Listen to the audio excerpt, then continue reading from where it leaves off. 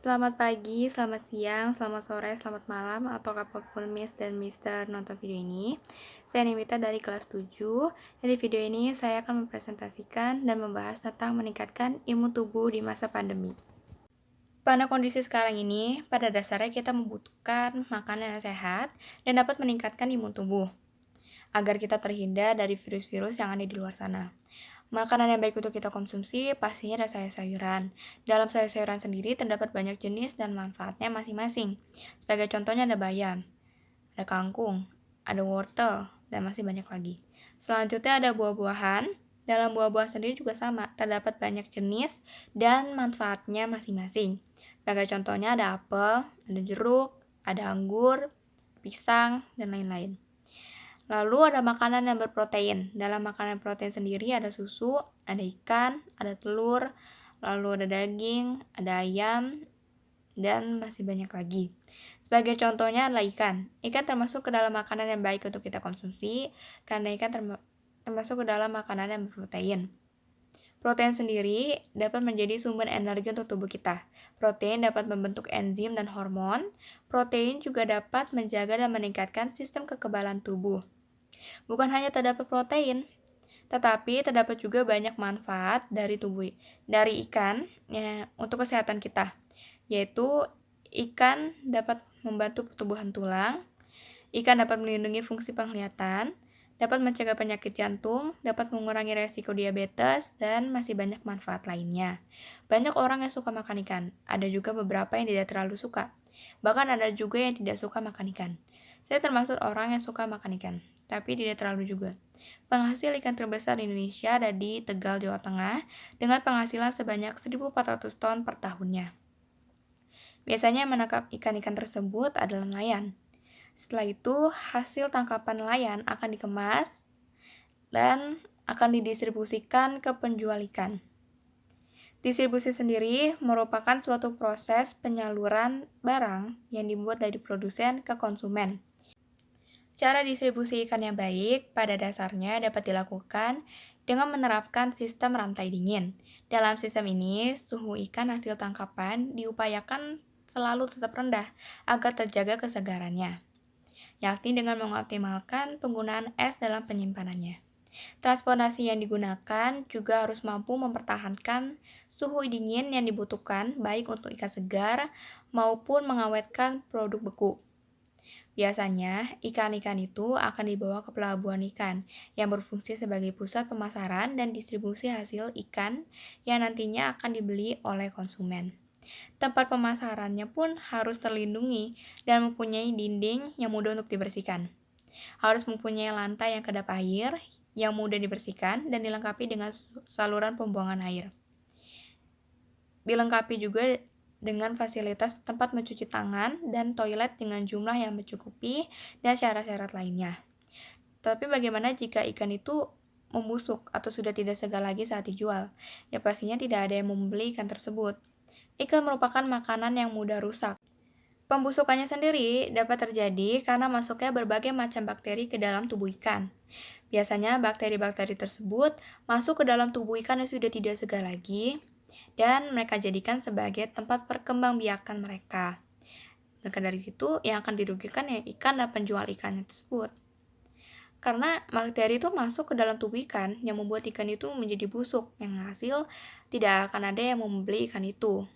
Pastinya para pembeli akan memilih ikan yang masih layak, yaitu ikan yang masih segar untuk mereka beli. Ikan yang masih segar atau yang masih layak untuk dikonsumsi biasanya memiliki bau yang segar dan ringan. Mata ikan yang segar juga terlihat cerah dan jernih. Daging ikan yang masih segar memiliki warna yang cerah dan tidak kusam. Tekstur dagingnya pun juga lembut, tetapi cukup kenyal dan kencang. Sama halnya dengan dagingnya, warna kulit ikan yang masih segar juga terlihat mengkilap, terang, dan tampak sehat. Sisiknya pun masih menempel kuat pada badan ikan dan tidak mudah lepas saat ditarik.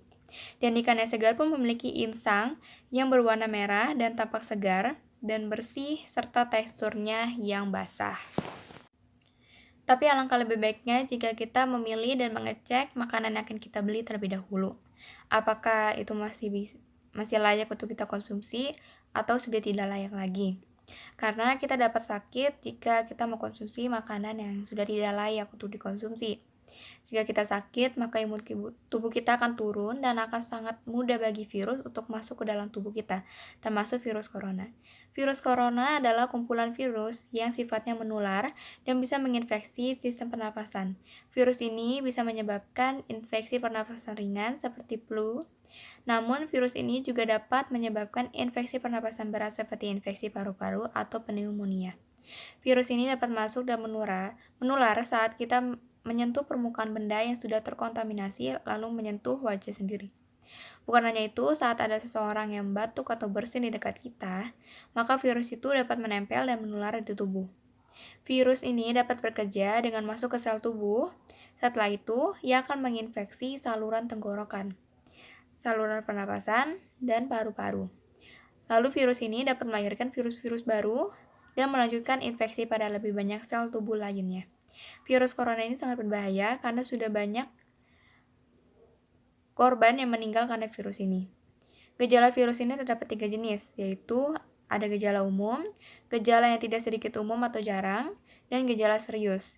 Jika mengalami gejala yang serius, maka segeralah mencari bantuan medis atau rumah sakit terdekat, agar dapat segera ditangani oleh pihak medis atau petugas kesehatan lainnya. Inilah mengapa tenaga kesehatan, dokter, dan pihak medis lain sangat berjasa bagi hidup kita, apalagi pada saat sekarang ini. Karena mereka yang selalu berjuang untuk merawat dan menyembuhkan pasien-pasien yang terkena virus ini atau penyakit lainnya agar sembuh kembali. Mereka juga yang mengutamakan kesembuhan dan kesehatan kita dibandingkan kesehatan mereka. Jika tidak ada tenaga medis, maka tidak ada yang merawat kita saat kita sakit serius atau terserang virus. Ketika kita sudah sembuh, maka kita akan sudah dibolehkan untuk pulang. Tetapi jika gejala yang kita alami itu tidak terlalu serius atau yang umum, maka kita dapat melakukan perawatan mandiri di rumah atau isolasi mandiri. Isolasi mandiri itu adalah di mana kita menjaga dan merawat diri kita sendiri saat kita terserang atau positif terkena virus corona. Ada beberapa hal yang dapat kita lakukan agar kita sembuh dan terhindar dari virus corona. Di antaranya, kita tidak boleh berkontak langsung atau berkomunikasi dengan orang-orang yang ada di sekitar kita selama 14 hari, karena kita dapat menularkan virus itu kepada orang lain. Kita juga dapat menjaga pola dan asupan makanan, tidur yang cukup, selalu menggunakan masker walaupun di rumah saja, selalu mencuci tangan, berjemur di pagi hari, mengkonsumsi vitamin, dan yang lebih penting lagi adalah berolahraga. Olahraga sangat penting bagi tubuh kita, karena olahraga dapat mengurangi lemak tubuh, olahraga juga dapat membangun massa otot, dan olahraga juga dapat meningkatkan metabolisme tubuh. Contoh olahraga yang dapat dilakukan yaitu seperti push up, sit up, jogging di tempat, senam, yoga, dan masih banyak lagi. Olahraga tersebut juga dapat kita lakukan sebagai kegiatan sehari-hari walaupun tidak melakukan isolasi mandiri. Dan ini adalah kegiatan olahraga yang biasa saya lakukan saat pagi hari dan sore hari atau saat waktu senggang. Saya biasanya suka jogging keliling komplek saat pagi hari dan saat sore hari atau saat ada waktu luang. Saya suka bermain badminton atau bulu tangkis bersama anggota keluarga saya. Jogging dapat meningkatkan endurance atau daya tahan karena jogging bermanfaat untuk menguatkan jantung, meningkatkan kekuatan tulang, dan mengembangkan otot, memperkuat sistem kekebalan tubuh, dan masih banyak lagi. Sementara saat bermain badminton atau bulu tangkis dapat meningkatkan endurance atau daya tahan, agility atau kelincahan, speed atau kecepatan. Karena dalam bermain badminton dapat bermanfaat untuk mencegah sakit jantung, mencegah sakit kanker, meningkatkan kekuatan kaki, dan masih banyak lagi.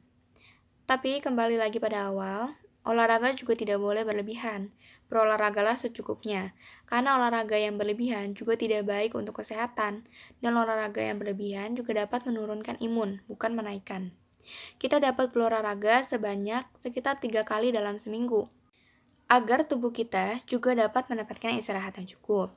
Dan setelah habis olahraga, Lebih baik jika kita meminum air putih yang banyak agar kita tidak dehidrasi setelahnya. Itulah sekian video presentasi dan penjelasan saya tentang meningkatkan imun tubuh di masa pandemi. Terima kasih.